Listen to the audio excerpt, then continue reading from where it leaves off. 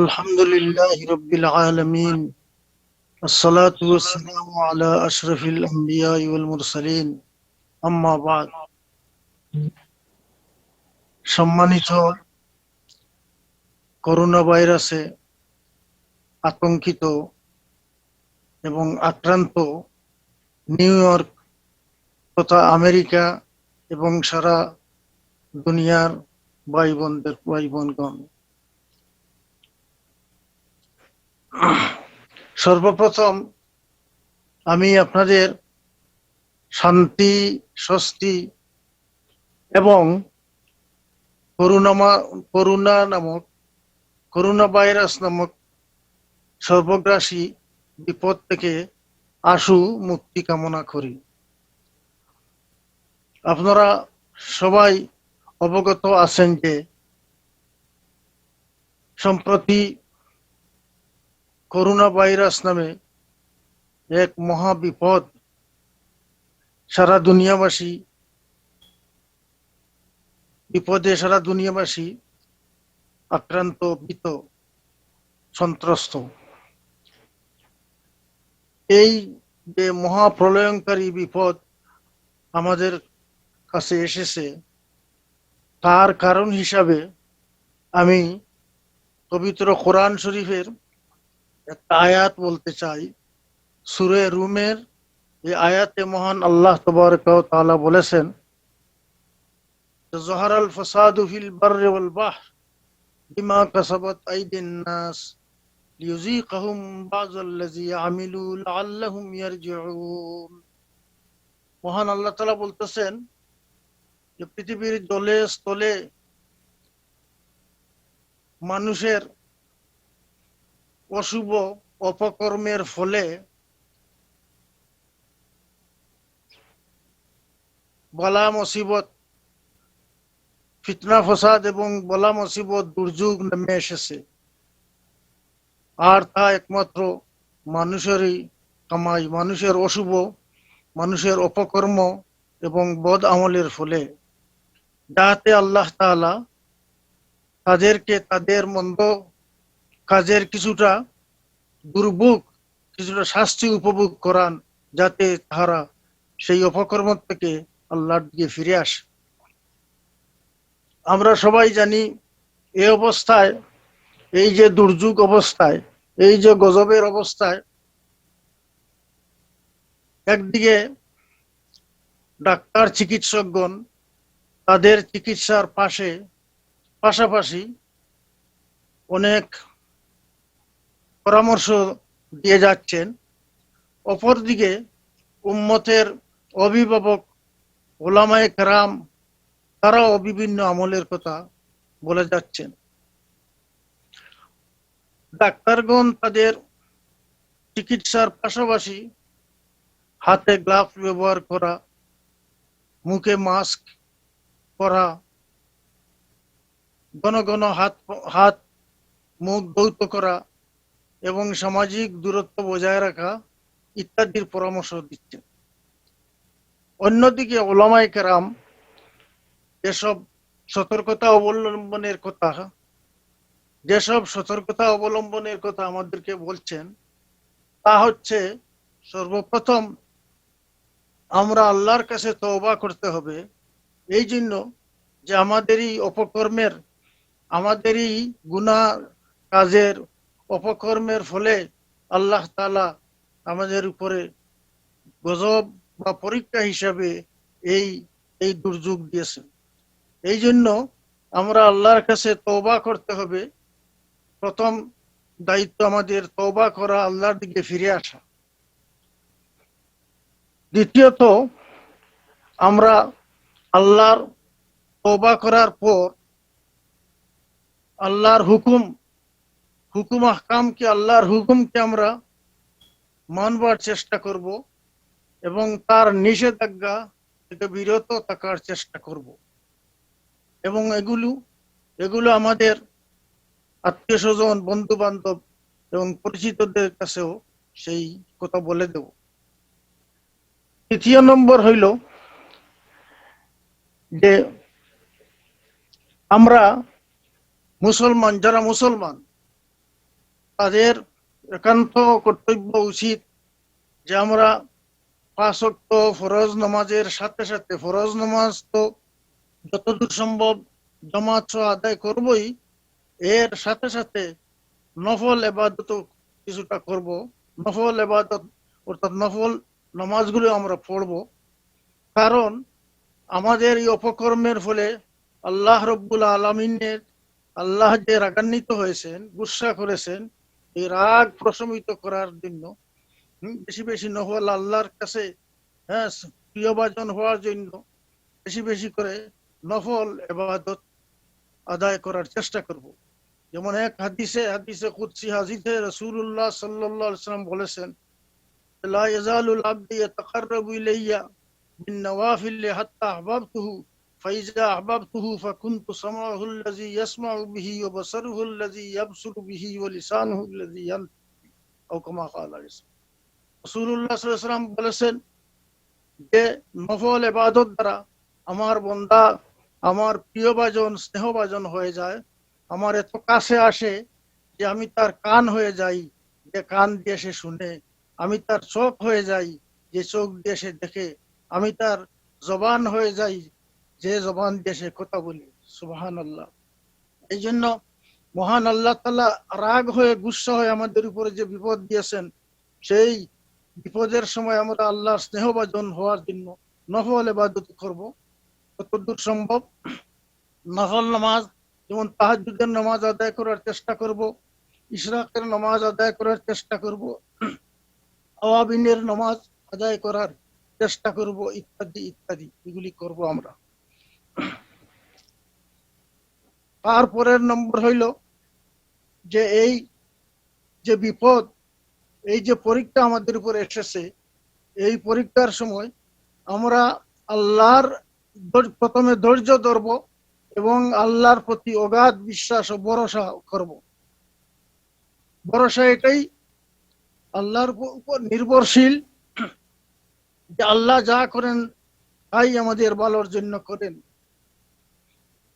আমরা এটাই আমাদের বিশ্বাস থাকবে যে আল্লাহ ছাড়া কেউ মারতেও পারে না, বাঁচাতেও পারে না।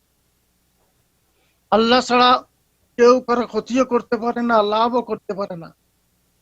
তাই যখনই আল্লাহর হুকুম হবে তখনই আমাদের মৌত হবে। যতক্ষণ আল্লাহর হুকুম থাকবে আমাদের বাঁচার, আমরা বেঁচে থাকবো।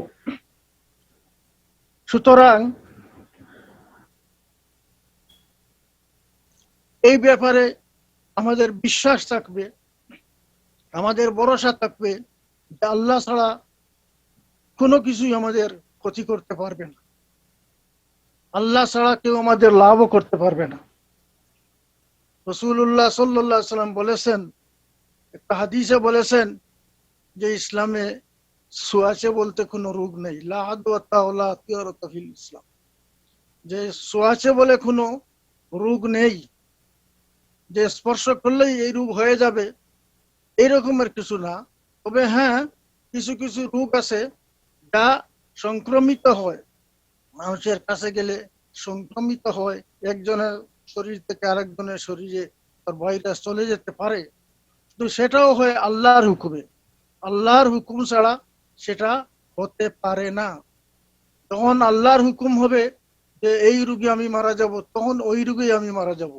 আর যখন আল্লাহর হুকুম হবে না, হ্যাঁ, তো কোনো জিনিস আমাদের ক্ষতি করতে পারবে না।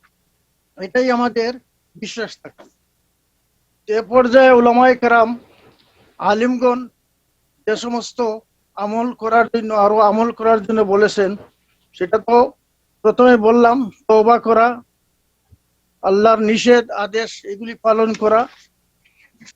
তারপর এই অবস্থায়, এই যে মহামারীর অবস্থায়,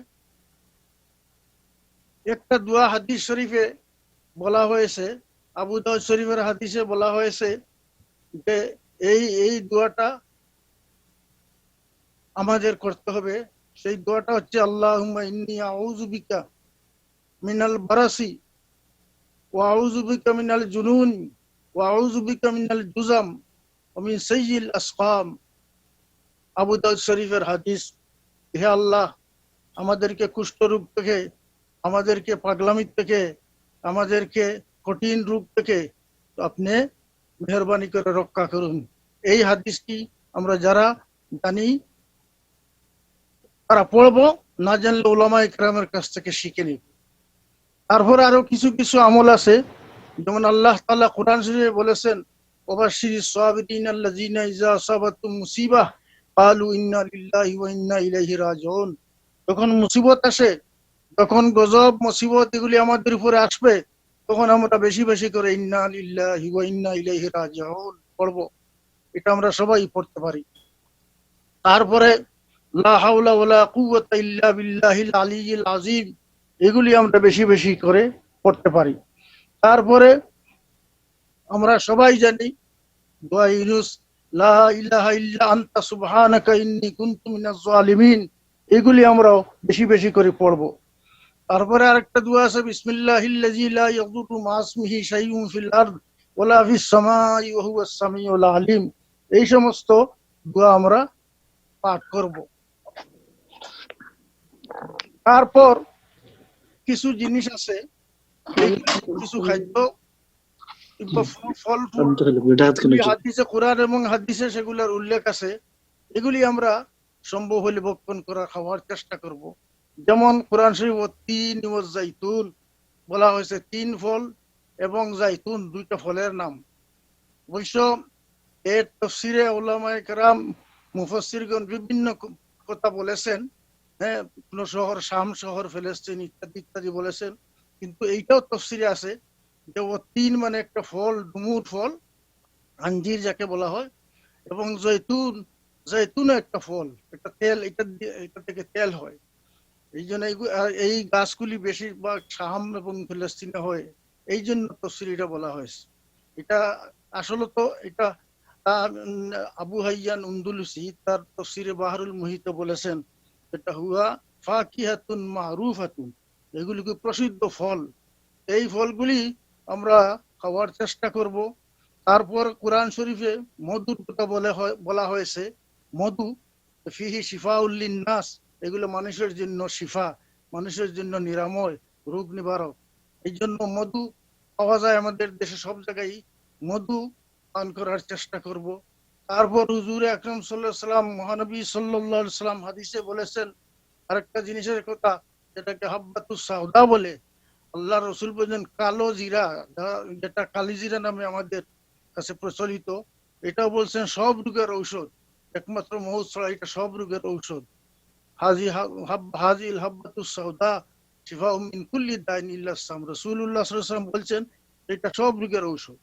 তারপরে জমজমের পানি, হুজুর সাল্লাল্লাহু আলাইহি সাল্লাম হাদিসে বলেছেন মাউ জমজম লিমা শরিবা, এই উদ্দেশ্যে যে জমজমের পানি পান করবে, আল্লাহ তাআলা তার সেই উদ্দেশ্যকে সফল করে দিবেন।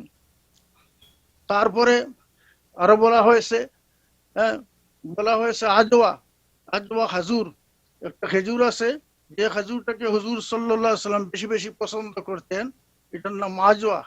হুজুর বলছেন যে ব্যক্তি মান তাসাব্বাহা বিসাবাতিন আমরাতিন আজওয়াতান, যে ব্যক্তি প্রত্যহ সকালে 7টা খেজুর আজওয়া খেজুর ভক্ষণ করবে, কোন রকমের বিষ ব্যাধি বা জাদুটোনা কোনো এই ধরনের কোনো রোগ তাকে স্পর্শ করবে না।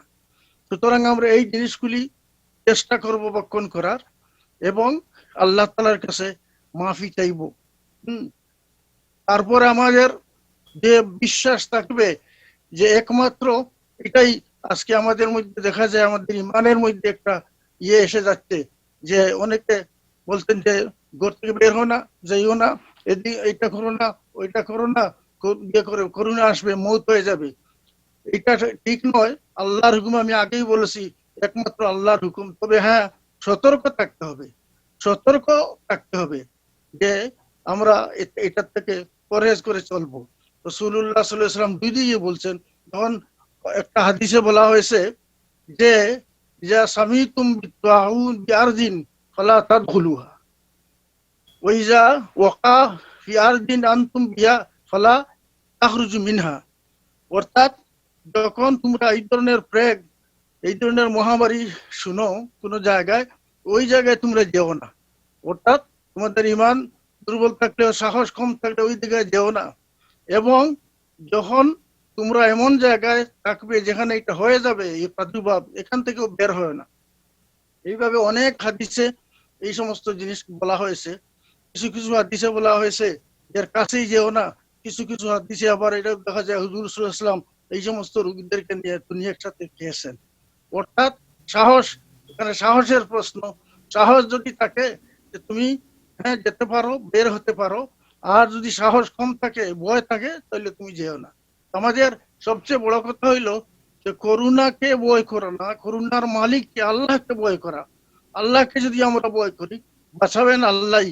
করোনা ভাইরাস বা যে কোনো ভাইরাস বা যে কোনো প্লেগ বা যে কোনো মহামারী, সে তার কোনো ক্ষমতা নাই ক্ষতি বা লাভ করার, একমাত্র আল্লাহ তাআলার। এটাই আমাদের ইমান রাখতে হবে, বিশ্বাস রাখতে হবে এবং আমরা সতর্ক থাকতে হবে। আল্লাহর নবী সাল্লাল্লাহু আলাইহি সাল্লামের কথাকে বিশ্বাস করে, আল্লাহর কথাকে বিশ্বাস করে সবচেয়ে এই মুহূর্তে আমাদের সবচেয়ে বেশি প্রয়োজন যে আল্লাহর উপর নির্ভর করা, আল্লাহর আদেশ নিষেধ মানা এবং আল্লাহর উপরে অগাধ বিশ্বাস করা। এটাই আমাদের করণীয়। এই মুহূর্তে এটাই আমাদের হবে করণীয়। আমরা দোয়া করি এবং আপনাদেরকে এই আহ্বান জানাই যে আমরা সবসময় আল্লাহকে ভয় করব, হ্যাঁ, আল্লাহর আদেশ নিষেধ মানব এবং সব সময় আমরা নমাজ, মুসলমান হিসেবে নমাজকে কোনো সময় ছাড়বো না এবং নফল ইবাদত বন্দেগী করব, আল্লাহর কাছে দোয়া করব। এইভাবেই আমাদের দিন কাটাবো, যাতে আল্লাহ তাআলা আমাদের উপর রহম করেন। এবং নিশ্চয়ই এইরকম করলে আমরা যদি আল্লাহর কাছে ফিরে আসি, আল্লাহ সবসময় এটা বলেন যে তোমরা ফিরে আসো। ওই আয়াতে বলেছে আল্লাহুম ইয়ারজিউন, তারা যখন ফিরে আসে। আমরা দুনিয়াতে যে সমস্ত জুলুম, আজ আমরা সবাই জানি দুনিয়াতে জুলুম, দুনিয়াতে নাচ গান বাজনা, মদ, সুদ, জুয়া, ব্যভিচার, হ্যাঁ, জুলুম, এগুলো আম হয়ে গেছে সারা দুনিয়াতে।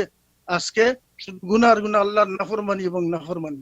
সুতরাং এই নাফরমানি থেকে, খোদাদ্রোহিতা থেকে, খোদা বিরোধিতা, আল্লাহ বিরোধিতা থেকে যদি আমরা নিজেদেরকে ফিরাইয়া আনতে পারি এবং আল্লাহমুখী হই, আমরা আল্লাহমুখী হয়ে যাই, তাহলে নিশ্চয় আল্লাহ তাআলা আমাদের উপর রহম করবেন, এই অবস্থা থেকে আমাদেরকে রেহাই দিবেন।